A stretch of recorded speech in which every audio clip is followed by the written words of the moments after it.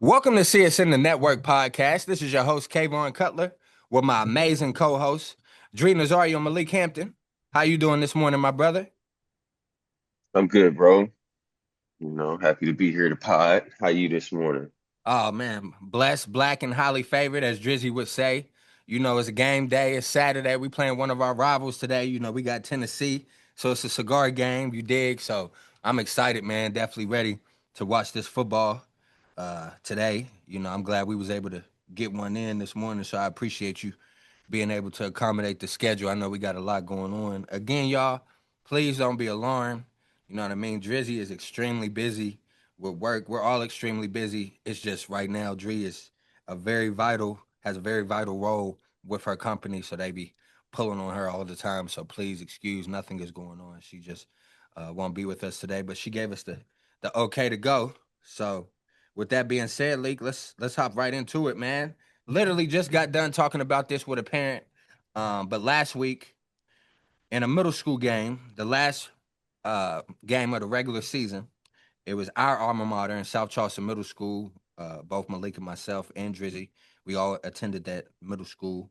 But we was one of the top teams in the county, and we took a loss to DuPont uh, in the game where the coach told the kids that the game didn't count or it wouldn't negatively impact where their seeding is, as they're the top seed. So they missed out on the opportunity to have a full undefeated season because they lost that game. Now they didn't intentionally lose, of course, but he only played the starters for the first drive, and then after that, he put some of the sixth graders in, some of the JV in, and they lost the game, which caused a big uproar on social media. And I got love for Coach Rod. Let me throw that out there first and foremost. We went to college together. He's one of the reasons why I do call the middle school game. He called in the favor years ago when he first took over. So, but Malik, I wanted to hear your thoughts regarding playing in games that won't negatively impact your seeding in the playoffs. A lot of people had issues with him doing that. You know what I mean? A lot of people had issues with, okay, if you only going to play the starters, Malik, for the first drive, pull the quarterback then. Why you got the quarterback in there behind a line full of sixth graders and potentially, JV players? So, you hear mixed things, you dig. I know me personally, just to throw my thoughts and opinions out there, because I coach as well, Malik. If we got an opportunity to go undefeated, we're gonna go undefeated. You feel me? Because I do expect us to win it all in reference to the middle school football team. So what's more beautiful to go with that than having an unblemished record to say, yo, we won the county championship and we swept through everybody. We clipped through everybody. You dig? So but I understand, one of the parents just told me just now, Malik, that DuPont chop blocks a lot. They were fearful that one of their key players would get hurt in the game. So again, just painting the picture for you, giving you the full ensemble of what the scenario is. So again, I posed the question, what are your thoughts regarding the situation and playing in games that doesn't negatively impact your seating? Um, I mean, I guess I can see it both ways. At that age, you know, um, yeah, it doesn't really matter as far as rest or whatever. You should try to, go ahead. I see that side of just going ahead and trying to, be immortalized, get you an undefeated season for sure.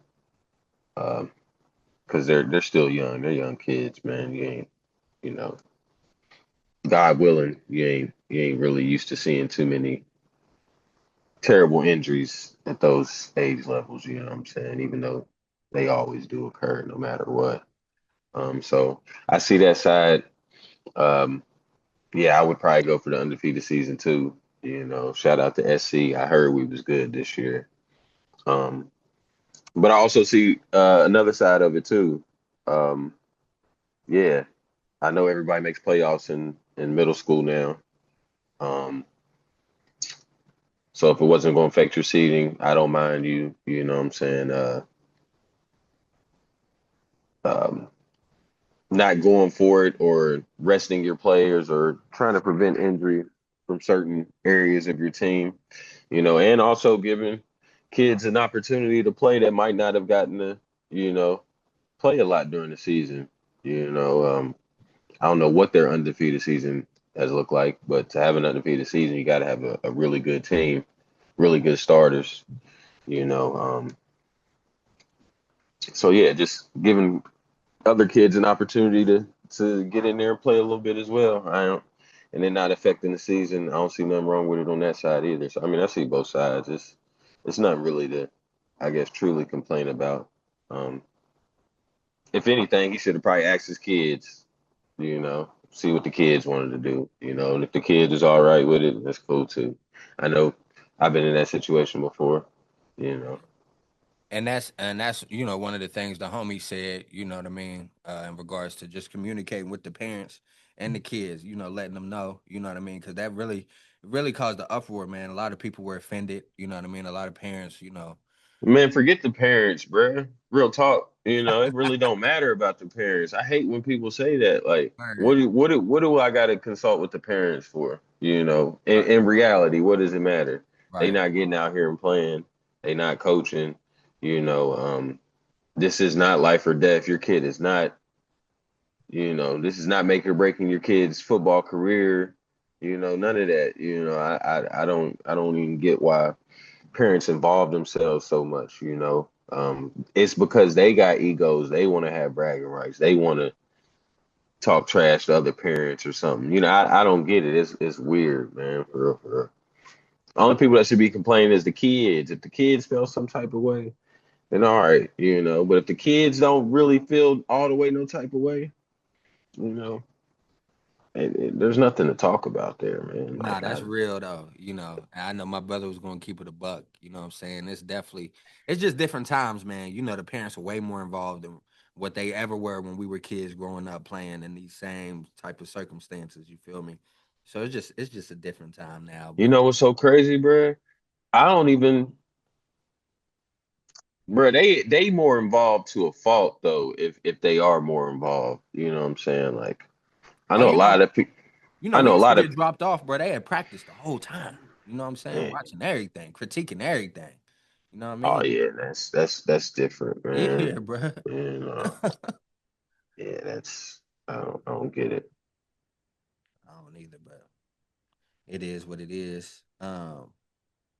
So with that being said, I wanted to pose to you because we both played, yeah, we went to rival high schools, but GW is definitely a successful, good program, you know what I mean? Same thing with South Charleston, we were a successful, good program. We won it back to back in high school. Y'all made it to the state championship multiple times while you were in high school. You played a pivotal role. So you know all about this, but from your lens, what makes a successful football program in the state of West Virginia?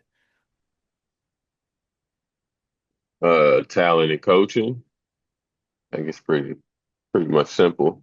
Yeah, culture. You know, no coaching. Well, I was saying culture. Oh, culture, yeah, but yeah, that developing the culture for sure, yeah. Yeah, But yeah, talent and coaching, bro. It's pretty simple, No matter which level you look at, no matter what successful teams or what, successful programs you want to put, under that category, all the same. They got talent coming in there and they got, coaches coaching the talent, Even if the talent might not be, it's one and the same, bro. word. Really just coaching and talent, man. I You think know. another thing that helps is having continuity. You know what I mean? I know one of the things that was a knock on South Charleston was, people weren't fully supportive of the coach. Um, that was in between, Coach Mays during his tenure while he was gone at Hurricane. You know what I mean? And if you look at a school like G Dub, like the Huntingtons, they've had the same high school coach for years now. You know what I mean? And it shows in the success and the talent pool. Those programs, specifically in reference to Huntington and the South Hills G Dub area, they keep a lot of those kids that were good in midget league. They go to that same middle school in the area, and then they go to the high school, and it's just continuity. You know what I mean? So I think establishing the culture young from the little league, being fully communicative. You dig in reference to, hey, this is what we do here at this level. Try to bridge the gap and try to emulate it as best as possible. That way, when they do get up here, they know what to do. They know the system. They know their role. You dig? I think y'all do a great job. With that.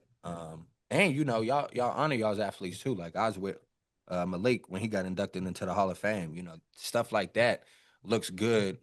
For people that are coming up and looking at these schools because they're like, man, man, if I'm an all-state player or somebody that, was a pivotal role on the team, I'm gonna get honored, you dig? So, and that's a part of culture, you dig? And I know, other schools are working to achieve that and attain that, as far as being sustainable with that type of stuff. But that's the things I think, fully make a good program, Malik, is having good culture. Of course, you gotta have good coaching, gotta have the talent to even display that you're doing a good job coaching. And you gotta have the good, you gotta have good resources, man. Nobody gonna want to go to a school that's lacking in funding or lacking in resources, you dig? So all those things tie in together in regards to having a successful program. So that's all I got for prep sports in the area for this particular week. Unless you got anything you want to add. Um, nah, just yeah. It would only be it's only a certain few teams that can really count on like continuity, really, because even that has something to do. Well, it's external factors, resources, as you were saying, like feeder programs. So you need talent coming up through the midget league ranks. You need them being able to be coached well, you know what I'm saying? And it spread to middle school and, high school, so forth. And it's only a certain, I think it's only a handful of teams that can really do that, continuity wise. Because you got to think like people like, you know, all due respect, people like, Lincoln County, them kids, they all go to school, pretty much together all the Yeah, their way up. whole lives. Yeah, You know what I'm saying? But they terrible, it's just what it is, it's a lot of external factors when it comes to continuity too, yeah. for real, That's for that's a real. great point. That is a great point because Yeah. they don't have nowhere else they could pull from too. But I went out there for All Stars, Malik. Trust when I tell you, it's I don't know if you remember the route, but Lincoln County is so secluded. Like there's Mhm. nobody's just going to transfer if you're not from there. Like it's one of those type of counties. Like that joint crazy. So Yeah, you're gonna get some people that no matter what is just they ain't coming through there. yeah, Yeah. you got to work with what you got, Mhm. huh? In college football, man, who would you say was your CSN Player of the Week from last week? Um, Mine was Cameron Dickey at Texas Tech. Uh, he had 21 carries, 263 yards, and two touchdowns in their win. So I'm gonna show him some love. Running back at Texas Tech, Cameron Dickey. No, that's tough. And mine, I'm going to say King Miller, the starting running back from USC. He had 18 carries for 158 yards, one touchdown. They dominated that game against Michigan, where USC was unranked at the time. So, we both had running backs that I think played a pivotal role in their team having success. Um, man, bro, we called it regarding the situation with Penn State's former head coach James Franklin. Do you think the university handled it properly, or should they have waited until the season finished? You hear different things. They feel like the team was kind of in disarray, so it's kind of it needed to happen now. But what's your opinion? Um, in James Franklin's case, I think Penn State's pretty much. I mean, I can't fault them for real because they're a serious program. You know, they got some history behind them. So I know that they're going to try to do their due diligence to try to get the best coach to replace James Franklin just because they know it's over. But I would still have liked to see them at least. get to the end of the year and then let him go just because what James Franklin had done for, Penn State, them coming off of the scandal and all that, just kind of really restoring them, getting their respect back all the way. Uh, Nothing really has happened with the program and its players since, not even a lot of, you know, crazy off the field things. Um, so yeah, I just think he probably should have got a little bit more respect just off of that alone, just helping drive them back to, a good respect level. Um, but as far as the university goes, I mean, like you said, like I said, I wish Florida would act like this, like, like a serious university that thinks highly of themselves and their athletic department. They need to go out and get a good coach. So they need to do due diligence. This season is going down the drain. Pretty much already. So yeah, I mean, I think they're doing it the right way. Um,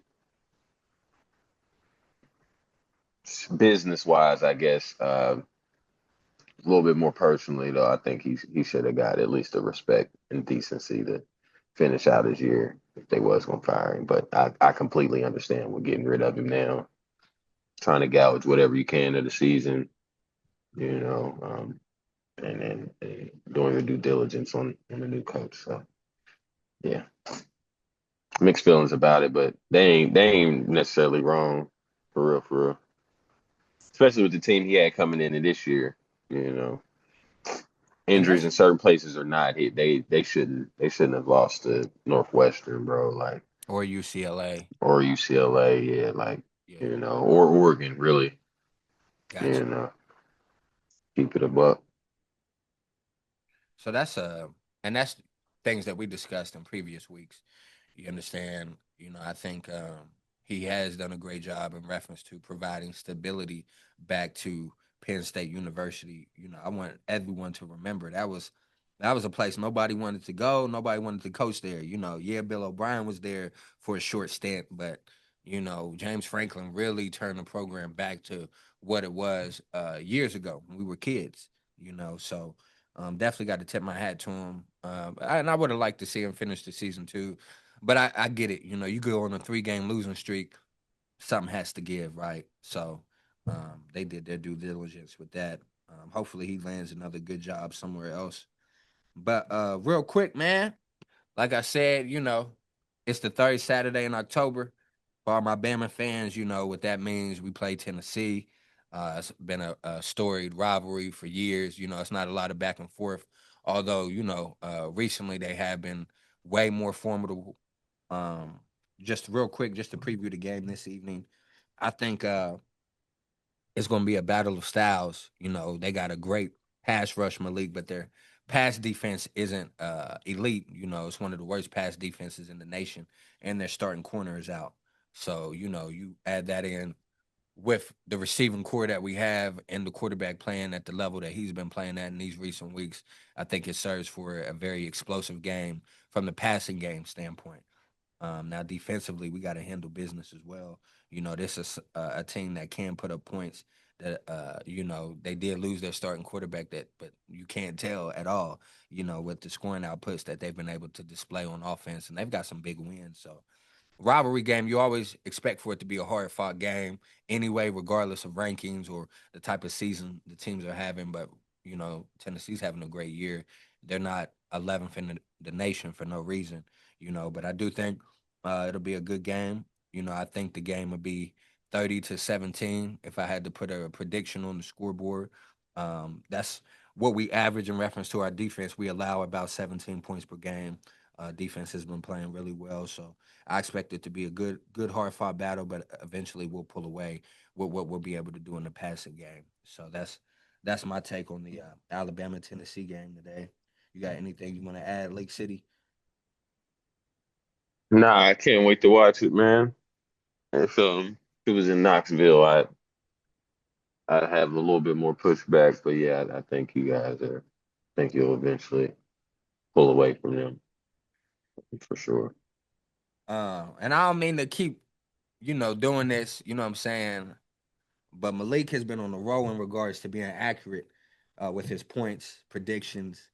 You had your doubts about Miami, and everybody's seen they lost last night to Louisville, um, but still considered, they'll still be in the playoff race, I presume. So I say that to say, does last night performance where they lost to Louisville, does that alter your change? Excuse me, does that alter your thoughts in regards to them being national championship contenders, or is it more so like, man, I knew it already. I knew they weren't, you know what I mean, elite of elite like everybody is positioning them to be.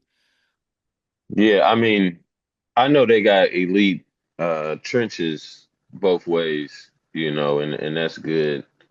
But everything outside of that, I wasn't outside of Malachi Tony. Malachi Tony is the real deal. Yeah, he is. That true freshman they got, he the real deal. Outside of that though, I wasn't too impressed, I guess, you know, um, with some of their performances, even though they have been squeaking by. Like I said, they're a good trench team, So if the game comes down to that, a lot of the times, or up until this point, they have been winning those battles. Um, but yeah, I had just seen something. But I mean, it's all gonna be determined by matchups, man. Regards to the playoffs and who gets in there. So Miami still got a team to make. Like I said, they got the trenches, man. You know what I'm saying? So as long as they don't have any coaching blunders, which they still could have, they could still drop a couple games. Ironically, I know it doesn't seem likely, but Mario Cristobal, he's known for losing some games that you don't think they're gonna lose. So besides any other blunders, I think they still gonna have a chance to compete in the playoffs. Seeding's gonna matter. Matchups are gonna matter, of course. Uh, but I think they'll still have a chance just because of their trenches. They got real good trenches, man. So good clean games work in Miami's favor. Last night wasn't a clean game. Louisville's DBs was making some plays. You know, so yeah, I mean, I think they still can. I think they still could make a playoff run. I don't know if they'll actually win it or not, but I think they still got some things right in front of them as long as they don't implode, man. Um, Man, moving on. Do you do you have any contenders for the Heisman Trophy? I know for me, um, some of the names that I think deserve to be mentioned would be, Fernando Mendoza, um, Dante Moore, and Ty Simpson. For me, I think those are three worthy candidates. Um, who you got? Who you think should be Heisman candidates though Mines are Trinidad Chambers, the Ole Miss quarterback. He got another big game, today? today, you know, um, versus Georgia to keep stamping that. Marcel Reed, I think if A&M keeps winning and he keeps playing well, he'll get some looks too. Um, and that's A&M's quarterback, and Jordan Mailata, USC's quarterback. Um, if he can put together some more good performances. They got a big game today versus Notre Dame as well. They're 10-point underdogs. Funny enough, today 10.5-point underdogs. So yeah, I think he'll have a chance too. Just the numbers he can put up in that offense that he has been putting up in that offense. He's a top five passer right now in the Facts. country. So yeah, those would be my top three right now. Man, And Ty Simpson will be my fourth though. I had Ty Simpson here, but you did three, so I just did three. got you. Yeah. Yeah, I ain't want to take up all the notable names that could be considered. Speaking of, Ole Miss Georgia, what are your picks for these matchups? So first, we got number 5 Ole Miss at number 9 Georgia. I think Georgia pulls that out, but I do think it'll be a close game. What you think? I'm gonna take Ole Miss. Okay. I'm gonna take Ole Miss and upset. That's gonna be my dog this weekend. Next, we have number 20 USC at number 13 Notre Dame. You just mentioned this game as well. Um, I'm taking Notre Dame though. I'm taking Notre Dame in that game. I think I'm taking USC, man. I'm gonna take USC. Whatever. We'll go back to back, dog. Take USC. uh, then we got number 23 Utah at number 15 BYU. I'm taking Utah in that matchup. I like Utah in that matchup too. Uh, and then we got number 11 Tennessee and number 6 Alabama. Where I gave my pick earlier. As far as the score prediction, but just to you know reiterate, I'm taking Alabama in that game. Like Bama too. We just went 4 for 4. Uh, but are there any other key games that you may be looking forward to today? I feel like we got a great slate of college football, but Today, one second. I was actually just looking. Georgia Tech Duke. Um, Georgia Tech is underdog today on the road. They predicting an upset. So I like to take a look at that. Auburn, Missouri is going to be a good game. Hugh Freeze, you know, possibly coaching for his job. So yeah, and Florida plays Mississippi State today. Um, we're going to be firing Billy Napier after this game. So just want to see his one last game, see what he does, huh? one last offensive game plan he puts out there, man. And that's my fault, Malik. I forgot to mention this game. We got a big game that's about to start literally at noon between LSU and Vanderbilt. I think Vanderbilt beats LSU today, though. They're Vanderbilt's the favorite. I'm yeah. taking LSU though. Oh wow. Okay. Brian Kelly, he need this win too. It's about to get hot. They about to start talking about him too. So those are our picks, and some of the key games we are looking forward to. And moving on, sticking with football, in the NFL, do you feel that Tua, the Dolphins starting quarterback, is tarnishing his reputation around the league with some of how he's handling these locker room? Yeah, he talking crazy. He just looked crazy talking all the time in the media, and everything he didn't had to take back or everything that didn't cause He had to some apologize type of for. yeah, some Yeah, type of controversy. Yeah, he just need to stop talking, man. Try to perform better and worry about that, man. Get a PR team, man. Get back to the old fashioned responses, man. The nah, cliche joints. yeah, bro.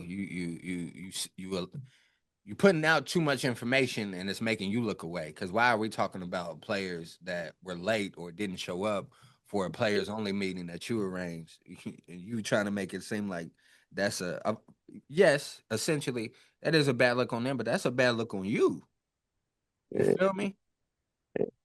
it is, bro. It's bad. So, um, in the NFL, real quick from last week, who was your CSN player of the week? I got a feeling who you gonna say, but I want to hear who was your CSN player of the week in the NFL.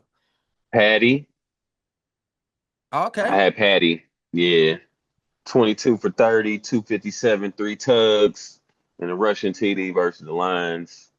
Needed to win. Lions seem to be hot, but Patty put the flame out. So yeah, I'm giving that one to Patty last week for sure. Man, I'm gonna give mine to old Rico. Rico Daddle. Uh Rico, I knew you. Yeah, shout out to Rico. man, he resurrecting his career over there, man. He might get the full-time starting job. Had 30 carries for 183 yards. And then he had 4 catches for 56 yards and a touchdown. So of course he totaled over 200 yards. So yeah, man. He called his shot, man. He said he was going. He said he was going to have a game. So crazy the Cowboys didn't give Rico Dowdle the ball. I used to tell Coney too, just give him the ball. Just see if he could run. Like, Yeah. see if y'all could try to. They didn't even try. I used to tell Coney that all the time. Like, bro, just try to give him the ball, bro. Yeah. Went You crazy know? on them, cuz. Yeah. You just spoke of their quarterback, but are the Chiefs officially back as being favored to be AFC title contenders?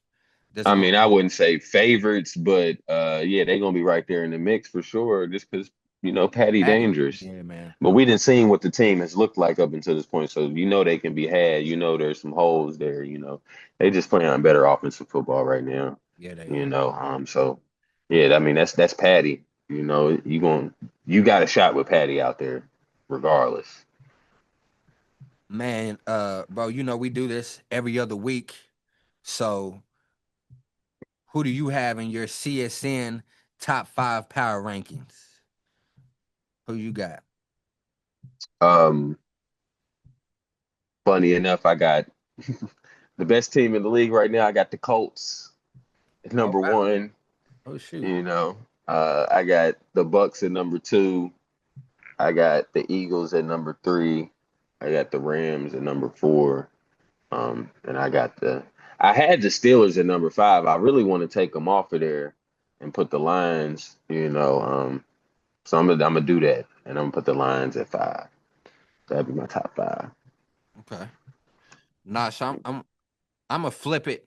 Uh, I know they only got one loss, but so does Tampa though. But I think number one for me, I have Tampa. Number two, I have Indianapolis.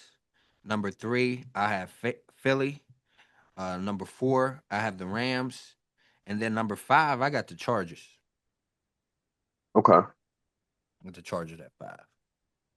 So those are our CSN top five power rankings. Remember, we do this every other week because everything fickles as far as the NFL. There's a lot of moving parts. Speaking of moving parts, uh, are the 49ers done now that Fred Warner is hurt?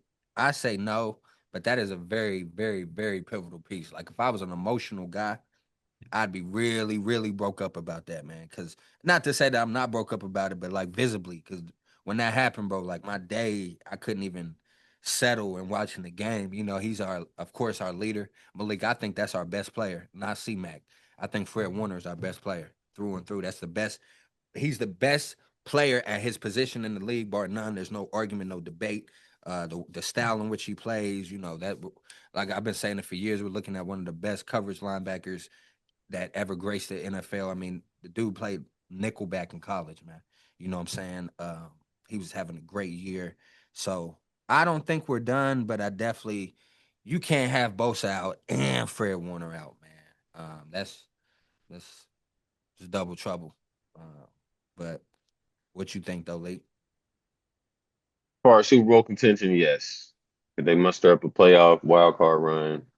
Maybe. That's still probably alive, but yeah, they can't win nothing without Fred Warner out there. Yeah.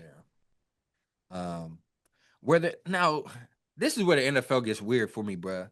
Because you knew he didn't have a talented roster. Y'all knew last year shouldn't even account it.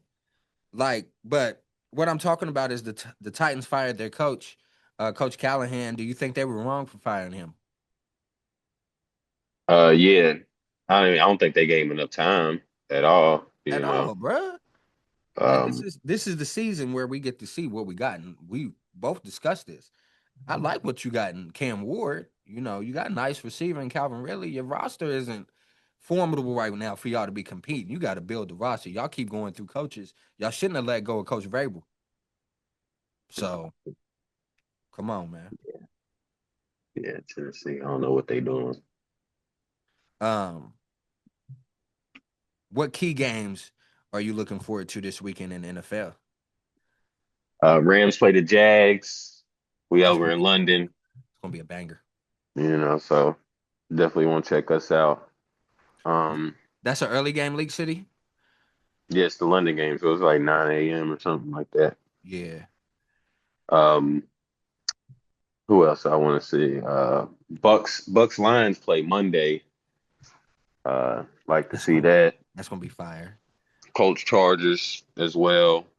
And then probably just a random game that I might, keep my eye on. Probably be Texans Seahawks. We get two Monday night games. Texas Seahawks, should be a good one too. So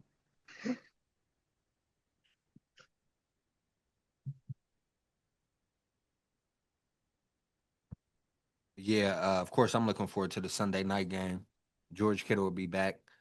Falcons Niners. So but outside of that, shoot, bro, pretty much listed every good game. Word, every good game for real. You got the Commanders and Cowboys. Hey, that Steelers Bengals game on Thursday night. First of all, I tip my hat to the NFL. Y'all did a way better job in comparison to last year scheduling Thursday night matchups. That Thursday night game was gas. Um, the back and forth, how good Joe Flacco looked off such a short time of being there. Malik, I think it's easy, in regards to Jamar Chase being the best receiver in the league. I mean, the dude had 16 catches for 161 yards, one touchdown. I mean, you could tell when he gets the ball, you could tell he played running back when he was younger. Like I said, man, I think he's a great playmaker. So T Higgins looked great. Man, it was a crazy game, but yeah, that Thursday night matchup was fire. Um, I don't know if he better than Jettis. So it's close though. It's always been a debate. I know. I've been on both sides before, so Who you think, real quick, if you had to choose one? if I had to choose one, I'm taking Jettis. For real? Why? Because he can line up inside and do the same thing pretty much. Yeah, Yeah, and he really, really can perform without a quarterback. You know, he might not put up the most crazy stats without his quarterback there, but he gonna put up some efficient stats. He gonna have meaningful stats regardless, bro. Like yeah, Jettis numbers is kind of crazy when you really break them down and look at them. But yeah, I understand the Jamar angle too, because Jamar can take the screen 90. You you know, feel me, bro? he can take the bubble 90. He can take the it's crazy. So it's pick your poison for real, for real. I just think you could do a lot with Jettis But yeah, when it comes to passing concepts and things of that nature. yeah, You know, but it means something to be able to just throw it out there and you outrun everybody too. facts. Next, transitioning into our CSN overreaction segment. Remember, these are true, false, but you can provide a short answer to explain. Baker Mayfield has proven that he is a top five quarterback in the NFL. Um, I say false, Malik. He's having a top five year. he's Yeah, having the top 5 year. I don't know. Yeah, I'm hesitant to say that. He's definitely top 10 though, for sure. yeah, Stamp. for sure. Yeah, it's stamped now. Um, the New England Patriots are one of the best teams in the league. I say false, but they have been on the roll, and Drake May does look really good. Um, I wouldn't say best team, but they're a decent team for sure. They're Yeah. 3-0 on the road. So Again, Coach Vrabel, Tennessee. mhm. Uh, B. John Robinson is the best running back in the NFL. I can't say that, but he's probably having him or Jonathan Taylor's having the best season right now for Yes, sure. they are. Yes, they are. Yes, they So are. I still, I know Derrick Henry has, he's having a down year. You still got to have respect for Saquon, C Mac. You know what I mean? But Jonathan Taylor, Josh Jacobs too. yeah, yeah. Malik, yes. Josh Jacobs numbers be a lot of people don't be really hit, but once it's all said and done, look at Josh Jacobs numbers. I Oh, promise you. yeah. And you said that earlier in the year, though, earlier in the season, that he's one of the best backs in the league. So yeah, we got a lot of talented backs for sure in our NFL, man. But I don't think B. John's the best quite yet. Um, there's no Super Bowl favorite in the NFL as of right now, and I say true. Nah, yeah, I don't think so. That's I think true. it's wide open. There's no clear cut best team. Like everybody has weaknesses. I feel like um, Not facts. the Panthers would be foolish not to extend Bryce Young after this season. I say true. Foolish. I say true, just because they'd have to start completely over again. You know, he is building some type of confidence. They got to help with that roster though, bro. That roster still needs some help. I know, man. You know, Malik, it's tough to can try to build that in the draft. You know, I think back to Hmm. Cam Newton, and you wonder, you know, how was they able to, you know, have that Super Bowl run? Yeah, it was just that 1 year, but if you think about it, bro, y'all was fortunate enough to draft Luke Kuechly. That was arguably the best middle linebacker in the league during his tenure. Y'all still had Thomas Davis. You still had Greg Olsen, right? Um, you didn't have the best receivers. I forget the receiver's name from Florida State, but that year that they went to the Super Bowl, he was hurt that whole season anyway. So their number one receiver was Ted Ginn Jr. You feel me? And even then, you know, that was one of their weaknesses. No, that's no knock to Ted. You know what I mean? Y'all know Cleveland fam. That's love. I'm just saying, like, if they could have had somebody else to go with the speedster that was a through and through bona fide number one receiver, I feel like Cam may have fared well in the Super Bowl. But that was one of the rare sightings, you know what I mean, when I think back and look at that team. Because I was looking at the top 10 Panthers players. They put it on Twitter last night. And, you know, two of them are quarterbacks in regards to Jake Delhomme and and Cam Newton. You know what I'm saying? And Musa Muhammad was in there. Steve Smith, of course, was in there. Luke Kuechly. So yeah, it's tough to just try to continue to just build the team through the draft. You got to have trades or free agent signings, and Carolina isn't the most appealing place or destination to go for free agents. So it's going to be tough, but hopefully they can continue to right the ship as far as roster construction is concerned. Um, the Cowboys are showing that they were right to trade Micah Parsons, No, they and I haven't say showed that yet. I was about to say, I say false. That defense is horrible. You going to get your DC in trouble. You going to get your DC in trouble. Um, would we say the Dodgers are primed to have a dynasty if they win the World Series again? They just punched their ticket, and just to throw out there, I know what we discussed before. Malik Shohei Otani Malik had 3 home runs last night and had 10 strikeouts. Hmm. 3 home runs, y'all, and 10 strikeouts. That hasn't been done in the regular season or the playoffs by anyone, y'all. Hmm. Generational talent, man. We got to appreciate it while it's here, present, relevant. We can't go back and look like y'all got to really cherish what he's doing right now. I know, I'm a diehard Yankees fan. Y'all know that.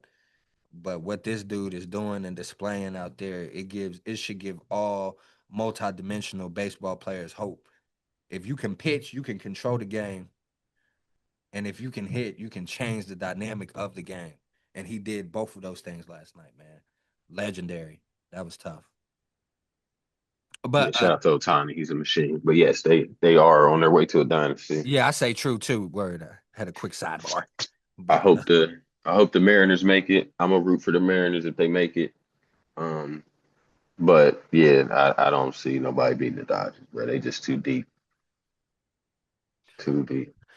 would you say the NBA starting next week has been undervalued or, kind of not advertised as well considering the other sports that are going on right now with the NFL going, college going strong, and, it's baseball playoffs right now? Um, I would say true mm, myself. I guess, but I mean, I can't really say for certain. I'm sure there's a lot of people hyped about the NBA season and locked in on it, but you got to also understand a lot of people can't watch NBA games these days, so it would be underwhelming as far as people being excited about the start or people talking about the start. It's not a lot of access for the regular fans anyway. So yeah, they might be promoting it just behind stuff that people can't see. You Thanks. know, Uh, Steph Curry is still a top 5 player in the NBA. Y'all know this is one of my favorites. This is my favorite point guard to ever play. But I say false. I would say if I had to realistically go through and say so, I'd probably say no. Uh, so probably not. Yeah, probably not. And then lastly, we have the Steelers will be a top 3 seed in the AFC. And I say false. Uh,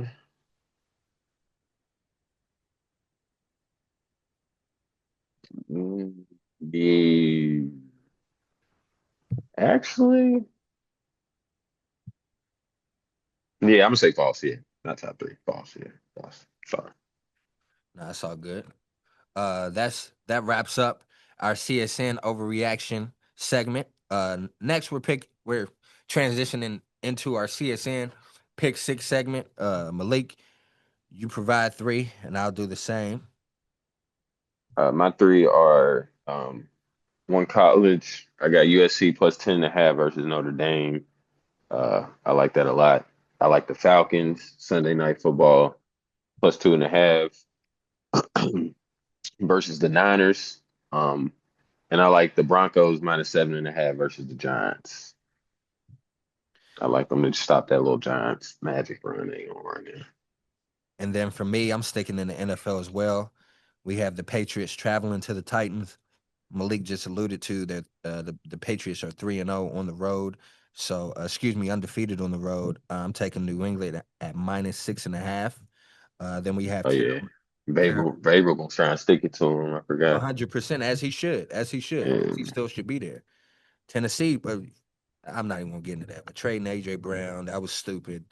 Um, but yeah, they come on. That's why they are who they are. You got the Panthers traveling to play the New York Jets. I'm taking Carolina at minus 1.5. And then we have the Eagles playing the Vikings on the road. Tough defense that Minnesota has, but I'm taking Philly at minus 2.5 against Minnesota. Those are my three. but And then yeah, man. You got anything you wanna state or address in the 2 minute warning, brother? nah, brother, I got it. I can't give you one today. Nah, Um, it's all good. I just want to throw out there real quick, for our 2 minute warning slash overtime segment. We're gonna have a conversation about youth sports on here one day. You know what I mean? And I really look forward to that opportunity to really, deep dive in some of the stuff that happens. I'm gonna just say this, man. A lot of people have a lot of opinions, but for us to get on social media and call for someone's job just because of a coaching mistake or because they lost, that's not wavy. You know what I'm saying? Because you doing nobody, that youth sports? yeah, man, yeah, man, yeah, man.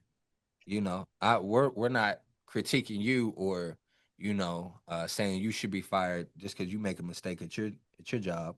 So why are we calling for coaches' jobs on social media, right? That's the type of lame stuff we gotta get out of in the city, man. You know what I mean? I don't rock with that. You dig? And for all the people that have opinions and the naysayers, right?